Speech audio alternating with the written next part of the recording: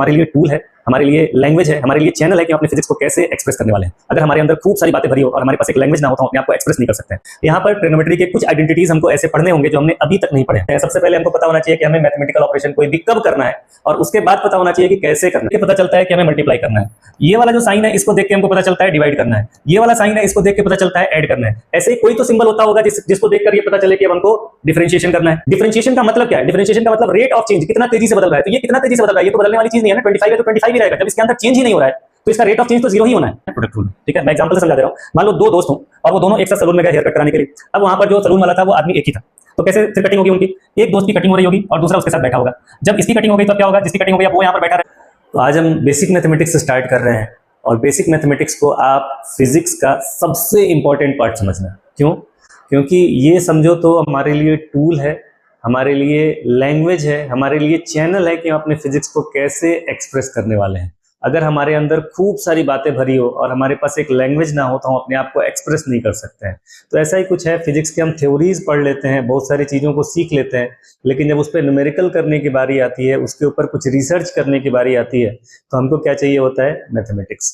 तो इसमें मैथमेटिक्स के कुछ टॉपिक्स में सबसे पहले बताऊंगा। उनमें से कुछ टॉपिक्स तो बहुत ही ज़्यादा ईजी हैं जो आपको पता होंगे, और अगर किसी को नहीं पता है तो सबसे पहले उसको कोशिश करना है कि कैसे भी करके, चाहे वो वन शॉट लेक्चर्स देख ले या छोटी क्लास की किताबें उठा ले और उनको प्रैक्टिस करके छोटे छोटे कैलकुलेशंस जो है उनको ठीक करे, क्योंकि बिना इसके आगे बढ़ना बहुत ही ज़्यादा मुश्किल है। तो चलो मैं सबसे पहले कुछ टॉपिक्स बता देता हूँ कि कौन से ऐसे टॉपिक्स हैं जो आपको कवर करना जरूरी है। इन फ्रैक्शंस हो गए, परसेंटेज हो गए, एक्सपोनेंट्स हो गए, अलजेब्रिक एक्सप्रेशंस हो गए, ये बहुत ही बेसिक टॉपिक्स हैं। और ये बेसिक टॉपिक्स जो हैं ये इस समय पे तो पढ़ाना मुझे नहीं लगता है कि रिलेवेंट होगा। तो बच्चों को वैसे तो 90% स्टूडेंट्स को आता है, लेकिन फिर भी जिन बच्चों को नहीं आता है वो इसको कंप्लीट करेंगे चाहे जैसे हो सके। फिर अगला टॉपिक मैंने लिया है ज्योमेट्री। ज्योमेट्री में आपको basic geometry class 10th level तक का आना चाहिए। जितने भी थ्योरम्स पढ़े हैं, क्या एंगल्स होते हैं, फॉर एग्जांपल पैरेलल लाइंस हो गए, अल्टरनेट इंटीरियर एंगल हो गए, आपके ट्रायंगल की प्रॉपर्टीज हो गई, सर्कल की प्रॉपर्टीज हो गई, क्वाड्रिलेटरल की प्रॉपर्टीज हो गई, ये सारी चीजें आपको ज्योमेट्री में आनी चाहिए। तो ये आपका पार्ट है, ये जो सेक्शन मैंने एक बनाया है ये आपका पार्ट है, ये आपको किसी भी तरह से करके कंप्लीट करना है, या ये मैं मान के चलता हूं कि ये ज्यादातर बच्चों को आती है। नेक्स्ट पार्ट जो आता है ये एपी, जीपी और बाइनोमियल थ्योरम। ये हमारे क्लास 10th का पोर्शन है एपी, लेकिन जीपी और बाइनोमियल थ्योरम जो है ये आपके क्लास 10th का पोर्शन नहीं है। ये मैथमेटिक्स थोड़ा सा 11th में जाकर के आपको मिलता है, लेकिन जो नीट वाले बच्चे हैं उनको तो 11th में भी नहीं मिलेगा क्योंकि उन्हें मैथमेटिक्स पढ़ना नहीं है। तो ये पोर्शन जीपी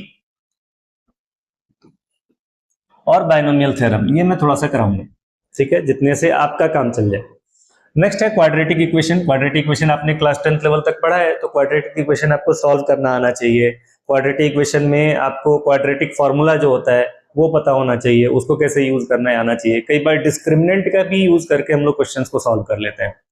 नेक्स्ट ट्राइगोनोमेट्री, ये आपके क्लास 10th में था, लेकिन यहाँ पर क्लास 11th में फिजिक्स या इसके ऊपर की जो फिजिक्स होगी वहां पर सिर्फ क्लास 10th लेवल की ज्योमेट्री से काम ट्राइगोनोमेट्री से काम नहीं चलने वाला है। यहाँ पर ट्राइगोनोमेट्री के कुछ आइडेंटिटीज हमको ऐसे पढ़ने होंगे जो हमने अभी तक नहीं पढ़े हैं, वो आइडेंटिटीज भी हमको पढ़ने होंगे। For example sine a plus b class 10th level तक नहीं था, लेकिन 11th में पढ़ना है। मैथमेटिक्स वाले तो शुरुआत में भी ट्रिग्नोमेट्री पढ़ लेते हैं तो वो आइडेंटिटीज उनके पास आ जाती हैं, लेकिन जो बायो वाले बच्चे हैं जो नीट के लिए प्रिपेयर कर रहे हैं उनको वो आइडेंटिटीज कभी नहीं मिलने वाली हैं, तो उनको यहीं पर करना पड़ेगा। नेक्स्ट ग्राफ्स होता है। ग्राफ्स में हर तरह के ग्राफ, स्पेशली स्ट्रेट लाइन के graph, parabolic graph, exponential graph, logarithmic graph, ये सारे ग्राफ हम लोग को पढ़ना है। और ग्राफ के लिए आपको टाइम देना चाहिए। ग्राफ में क्वेश्चंस जो बनते हैं हर चैप्टर से क्वेश्चन बन सकते हैं। आप कोई सा भी चैप्टर उठाओ, फिजिक्स में 11th का कोई भी चैप्टर ले लो, 12th का कोई भी चैप्टर ले लो, कहीं पर भी ग्राफ का क्वेश्चन बन सकता है, तो इसलिए ग्राफ्स पढ़ना जरूरी है। नेक्स्ट टॉपिक जो है ये कैलकुलस है। कैलकुलस भी पढ़ाया जाएगा, और कैलकुलस बहुत ही ज्यादा इंपॉर्टेंट है फिजिक्स के लिए। इतना ज्यादा इंपॉर्टेंट है कि 11th में लापरवाही करने के बाद से जब बच्चे 12th में आते हैं पूरे साल कैलकुलस में स्ट्रगल किए रहते हैं, फिर भी क्लियर नहीं रहता है। 12th पास करने वाले भी कई बच्चे ड्रॉपर बैच में होते हैं नीट वगैरह में, तो नीट के ड्रॉपर बैच के बच्चे रिक्वेस्ट करते हैं कि सर प्लीज कैलकुलस दोबारा पढ़ा दीजिए, क्योंकि उससे हम 2 साल पूरा परेशान होते रहे, फिर भी हमें दिक्कत आती रही। और कैलकुलस के कुछ ऐसे भी एप्लीकेशंस हैं जो आपको हायर लेवल के क्वेश्चंस करने में मदद करते हैं। ठीक है, तो कैलकुलस बहुत ही इंपॉर्टेंट मान के चलना है। और फिर है लॉगरिथम। ठीक है, लॉग भी बहुत जरूरी है। केमिस्ट्री में भी लॉग की जरूरत पड़ती है, फिजिक्स में तो लॉग की जरूरत पड़ती ही पड़ती है, मैथमेटिक्स में भी लॉग की जरूरत है। और ये हमारे सिलेबस के अंदर एक वैक्यूम है। हम अपने टाइम पे जब पढ़ाई करते थे तो मैंने क्लास 9th में लॉग पढ़ा था। आईसीएसई में अभी भी क्लास 9th में लॉग है, लेकिन सीबीएसई बोर्ड में और बाकी स्टेट बोर्ड्स में लॉग ना तो 9th में है, ना 10th में है, और 11th में डायरेक्ट उसका एप्लीकेशन आता है। तो जब हम कंपटीशन के लिए आते हैं तो मैथमेटिक्स में लॉग थोड़ा सा पढ़ा दिया जाता है, अदरवाइज लॉग हमारा छूटा हुआ ही है। अगर कोई चैप्टर वाइज पढ़ रहा है तो लॉग आपको दिखाई नहीं देगा कि कहीं पर लॉग भी लिखा हुआ है।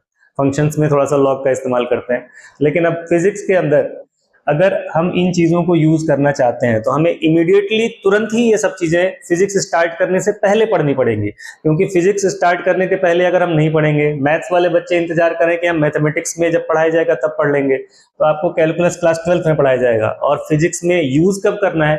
फिजिक्स में हमको यूज करना है फर्स्ट चैप्टर से ही। यहां तक कि मान लो कि ये जो कैलकुलस है इसका इस्तेमाल हम लोग एरर निकालने में करेंगे। जो फर्स्ट चैप्टर है यूनिट डायमेंशन एरर, वहां पे भी एरर के जब अच्छे क्वेश्चन आएंगे तो आपको कैलकुलस का यूज करना पड़ेगा। तो बहुत इंपॉर्टेंट है ये बेसिक मैथमेटिक्स हमारे लिए कवर करना।